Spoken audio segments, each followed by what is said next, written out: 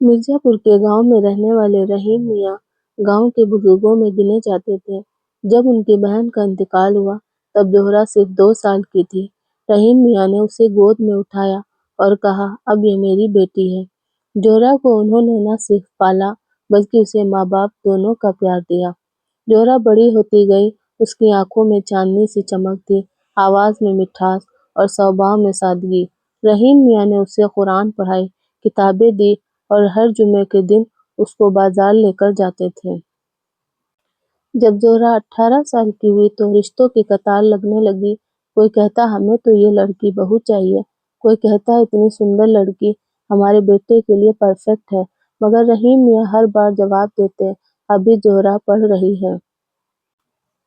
ایک دن گاؤں کے پرانے مندر کے پاس میں ایک اجنبی آیا، لمبا کرتا، گلے میں مالا، ہاتھ میں چھڑی اور چہرے پر سکون۔ وہ دن بھر پیڑ کے نیچے بیٹھا رہتا، بچوں سے باتیں کرتا۔ گاؤں والے اسے فقیر بابا کہنے لگے، لیکن اس کا نام تھا ہاشم۔ وہ کبھی کچھ مانگتا نہیں، بس لوگوں کو نیک باتوں کی سیکھ دیتا، کسی کو بھی دیکھ کر سلام کرتا اور کہتا، ہر انسان میں رب ہے۔ زہرہ مندر کے راستے سے اسکول جاتی تھی۔ ایک دن فقیر نے اسے کہا، بیٹی، عزت سے جینا ہو تو سچائی سے ڈرنا مت۔ زہرہ نے اسے پہلی بار دھیان سے دیکھا، اس کی آنکھوں میں کوئی چمک تھی جو عام لوگوں میں نہیں تھی۔ اب زہرہ ہر دن اس کی باتیں سنتی، وہ باتیں کوئی عام فقیر نہیں تھی، وہ جیون کی گہرائی سے جڑی تھی۔ رحیم میاں کو بھی یہ باتیں دھیرے دھیرے پتہ چلنے لگیں۔ گاؤں کی عورتوں نے کہنا شروع کیا، زہرہ تو اس فقیر سے بات کرتی، کہیں عشق نہ ہو جائے۔ رحیم میاں کے کانوں تک بھی یہ باتیں پہنچی، پر انہوں نے اپنی بھانجی پر بھروسہ رکھا۔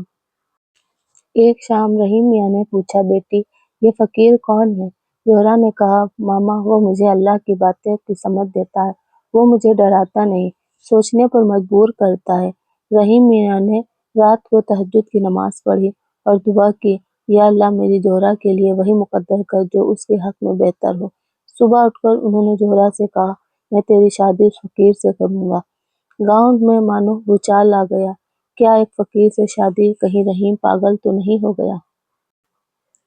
میں نے سونا نہیں دیکھا لیکن ضمیر دیکھا ہے۔ ایک سادہ نکاح ہوا، نہ باجا نہ بارات۔ ہاشم نے صرف ایک انگوٹھی دی اور کہا، میرے پاس کچھ نہیں پر تیری عزت میری جان سے بڑھ کر ہے۔ زہرہ نے صرف اتنا کہا، مجھے دولت نہیں، دل چاہیے۔ شادی کے بعد زہرہ اور ہاشم ایک چھوٹی سی جھوپڑی میں رہنے لگے، مگر دونوں کے چہرے پر وہ سکون تھا جو محلوں میں نہیں ہوتا۔ ہاشم صبح صبح بچوں کو پڑھاتا، زہرہ کھانا بنا کر گاؤں کی عورتوں کو کھلاتے۔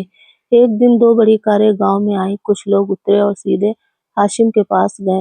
انہوں نے کہا، حضرت آپ یہاں ہیں، ہم تو لگا آپ صوفی میلہ چھوڑ چکے ہیں۔ گاؤں والے چونک گئے، اصل وہ ایک بہت بڑے صوفی سنت کے بیٹے تھے، انہوں نے سب چھوڑ کر فقیری اپنائی تھی۔ انہوں نے کہا، دنیا کی دولت سے سکون نہیں ملتا، میں نے اپنی روح کی تلاش کی اور مجھے زہرہ ملی۔ رحیم میاں کی آنکھوں میں آنسو تھے، انہوں نے کہا، میں نے کبھی دولت کی تلاش نہیں کی، میں نے اللہ کے آدمی کی تلاش کی تھی۔